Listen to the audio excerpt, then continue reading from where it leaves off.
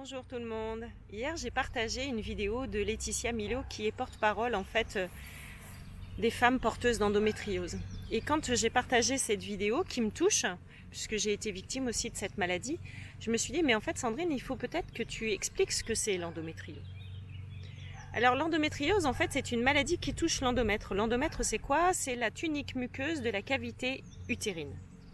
Et lors de la fécondation, en fait, le jeune embryon va s'implanter dans cette muqueuse et y grossir. Sinon, en fait, l'utérus est composé de 2 couches, dont la couche fonctionnelle, celle qui va se desquamer lors de la menstruation.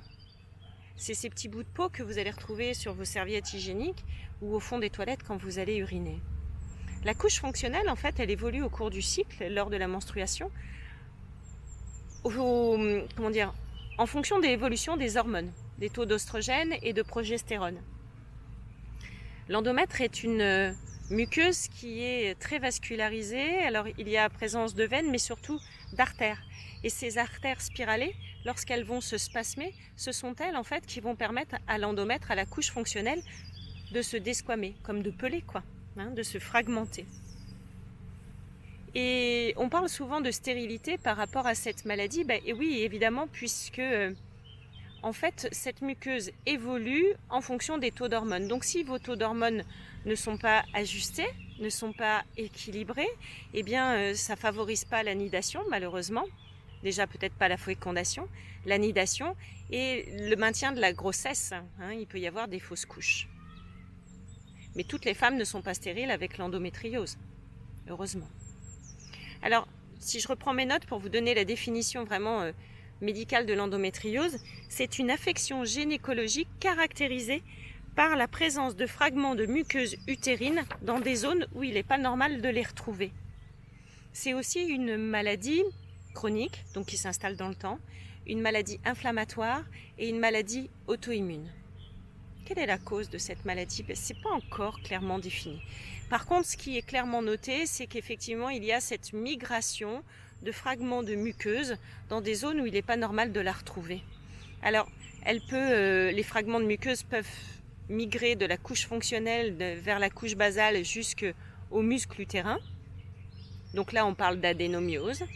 Sinon, ils peuvent migrer vers la trompe de Fallope, jusque dans les ovaires ou sur le péritoine, l'enveloppe qui entoure nos viscères, ou jusque sur la vessie, ou par exemple aussi cette fine paroi entre le vagin et le rectum. Et en fait, quand je vous parlais d'artères spiralées qui se spasment, eh bien en fait tous ces petits fragments de muqueuse ont exactement les mêmes propriétés que celles qui sont restées sur la couche fonctionnelle de l'endomètre. Donc ces fragments sont très vascularisés et puis ils sont sous l'influence d'hormones, les mêmes hormones. Donc du coup, au moment où ça va saigner dans l'utérus, pour les règles, eh bien ça va saigner aussi sur les fragments qui se sont en fait agrippés au péritoine, ça va saigner au niveau de la vessie ou ça va saigner dans les ovaires. Donc c'est absolument pas normal. C'est ça aussi qui peut faire que c'est douloureux. Et le fait que ce soit hyper vascularisé et que ce soit douloureux, je vais vous l'expliquer d'une autre manière. C'est qu'en fait, quand vous vous cognez, quand vous vous pincez, au bout du doigt, vous avez un pinçon, vous savez cette poche de sang là. Quand vous la touchez ou quand on vous cogne, aïe, qu'est-ce que ça fait mal? Eh bien, c'est exactement pareil au niveau des fragments de muqueuse. Donc, c'est comme si vous aviez une foultitude de petits bleus qui vont être comprimés, actionnés lors des spasmes. Donc, c'est ça qui provoque les douleurs atroces. En fait, des douleurs atroces parce que ces kystes, du coup, gonflent, sont sous l'influence des hormones et qu'après, ils vont être sous la pression, en fait, de la vasodilatation et vasoconstriction. Dans la littérature scientifique, il est dit qu'en fait les femmes souffrent plus pendant leurs règles et à la fin de leurs règles. Oui, ça c'est une généralité. Personnellement, ayant été victime d'endométriose, j'avais mal au moment de l'ovulation, j'avais mal entre l'ovulation et les règles et pendant les règles. On va dire que pendant 3 semaines par mois, j'étais mal et la dernière semaine, j'ai essayé de récupérer mes forces. Donc on parle de douleurs atroces pour cette maladie, Laetitia Milo en parle très bien. On parle de maladie invalidante parce qu'effectivement ça génère des hémorragies, de gros saignements et donc du coup une très grande fatigue. Moi j'avais pu noter aussi un repli sur soi parce que quand on a mal et qu'on est très fatigué, eh bien on reste en soi et c'est pas quelque chose qu'on partage facilement avec notre sphère proche, hein, notre sphère familiale, avec nos amis ou avec notre sphère hiérarchique. Et puis un des traitements en fait de l'endométriose, en dehors des traitements médicamenteux, c'est aussi le traitement chirurgical. On parle d'hystérectomie. Eh bien, pourquoi je m'attarde sur l'hystérectomie? Parce qu'il y avait une espèce d'hystérie en fait. J'étais victime de mes humeurs, victime de mes douleurs. Comme dit Laetitia Milo, la maladie avait gagné cette bataille en fait. Elle avait pris possession de mon corps et de ma psyché. Et quand on regarde les définitions de l'hystérie, en fait, c'est une maladie organique utérine qui se propage dans tout le corps. Quand on parle du corps, on parle de nos muscles, de toutes nos cellules, mais on parle aussi du cerveau et de la sphère émotionnelle. Et ça induit des difficultés relationnelles, ce qui peut aussi induire des problèmes de couple et des problèmes durant les rapports sexuels, puisque c'est dans la cavité utérine, donc ça peut faire très mal.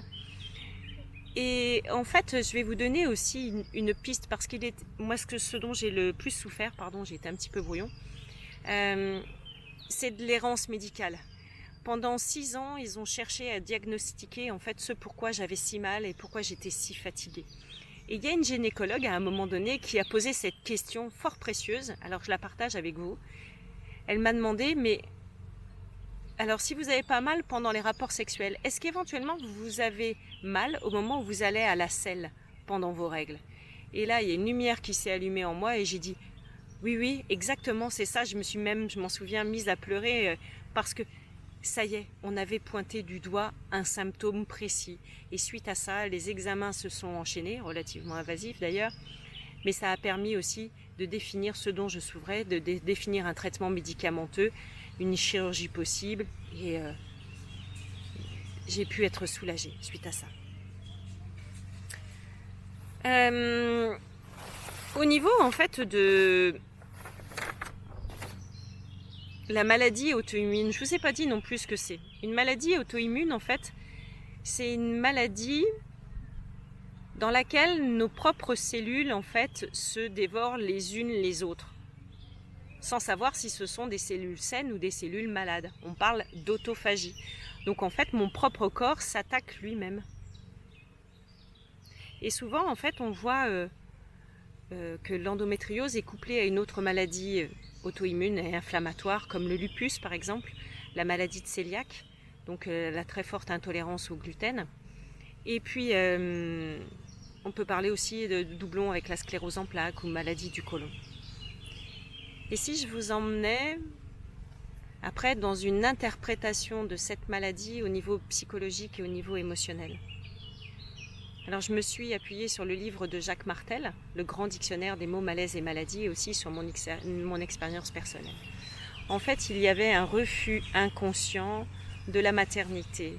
En effet, quand je regarde ce qui m'a été transmis dans ma lignée de femmes chez moi, par ma maman aussi, même si elles ont fait ce qu'elles ont pu et si je les adore, eh bien en fait, je n'avais pas envie, ou plutôt j'avais envie d'autre chose, mais j'osais difficilement m'affirmer. Et si ma mère m'avait moins aimé, le fait que je me rebelle et que je dise vraiment ce que j'avais envie de faire moi dans ma vie de jeune femme et ma vie de femme. Et en fait, il y a aussi une trace dans ces maladies d'énergie d'abus physique ou psychologique ou sexuel, d'énergie de trahison, d'énergie d'humiliation, d'énergie du rejet. Et en fait, non seulement je vivais ça de la part des autres, mais je le vivais vis-à-vis de moi-même. Je rejetais mon énergie féminine, je rejetais ma capacité à créer dans ce monde et à oser être moi-même. Je peux même faire un parallèle avec ce que les hommes peuvent vivre en cas d'impuissance, de problème d'érection ou de problème de vessie. Parce que on parle avec la vessie de territoire, comme les animaux, et on retrouve aussi une énergie d'abus, que l'autre est intrusif, dans le couple par exemple, ou avec nos propres parents quand ils nous ont élevés. On parle d'énergie de rejet, d'énergie d'abus et de trahison aussi souvent dans le couple. Et là, l'homme, l'énergie de rejet, c'est ce qu'il vit de l'extérieur, mais c'est aussi ce qu'il vit en lui-même à rejeter son énergie masculine. Vous savez qu'on est tous faits d'une énergie masculine et d'une énergie féminine, le yin et le yang, et qu'en fait, à un moment donné, il y a une énergie qui domine l'autre. Et les hommes que j'ai rencontrés qui peuvent souffrir de ces maux, en fait, souvent ont une énergie féminine, cette douceur, cette sensualité, cette intuition aussi, hein, cette sensibilité ou hypersensibilité qui les caractérise et qu'ils n'osent pas affirmer dans le monde masculin. Donc en fait, ils la taisent. Ils sont hyper contrôlants et ils n'osent pas affirmer cette énergie-là. Voilà. Donc ce que je vous invite à faire, c'est d'aller voir aussi en vous ce que vous avez envie d'être, ce que vous avez envie de donner. Le grand message d'espoir de cette vidéo, c'est qu'effectivement, il y a les traitements médicamenteux, les traitements chirurgicaux. Mais il y a aussi possibilité de revoir notre respiration, notre alimentation, de revoir nos bonnes pensées. Et ça, je le travaille très régulièrement en séance de EFT, Emotional Freedom Technique. Et clairement, moi, c'est ça qui m'a permis de me sauver et d'oser être qui je suis. Parce qu'en fait, ça m'a permis d'aller voir quels étaient mes blocages, quelles étaient mes peurs, quels étaient mes doutes et pourquoi j'osais pas être Sandrine. Et pourquoi je continuais à faire un travail qui me plaisait, mais dans un environnement qui était hostile pour l'hypersensible empathe que je suis. Et en fait, on a possibilité de revoir notre vie en fonction de qui on est. Alors oui, ça peut paraître facile de dire les choses comme ça. Et difficile à faire. Je vous comprends et j'entends très bien ce que vous êtes en train de penser ou de vous dire. Mais en fait, tout est possible. Voilà, tout est possible. Et je peux vous dire que de retrouver en fait le fil d'or de notre destinée, c'est vraiment un très beau cadeau à se faire à soi et d'oser être soi-même, oser être soi. Voilà. Et ben, si vous avez aimé cette vidéo, je vous invite à la liker et surtout à la partager parce que comme je l'ai peut-être déjà dit en préambule, une femme sur 10, et je pense que les chiffres sont sous-estimés, souffre d'endométriose sans le savoir, a des douleurs pendant les règles et en fait, c'est tout sauf normal. Donc voilà, partagez avec elle, partagez avec votre communauté de femmes parce que au moins l'information va leur permettre de se prendre en charge et de voir la vie autrement. Je vous dis à très bientôt, je vous embrasse.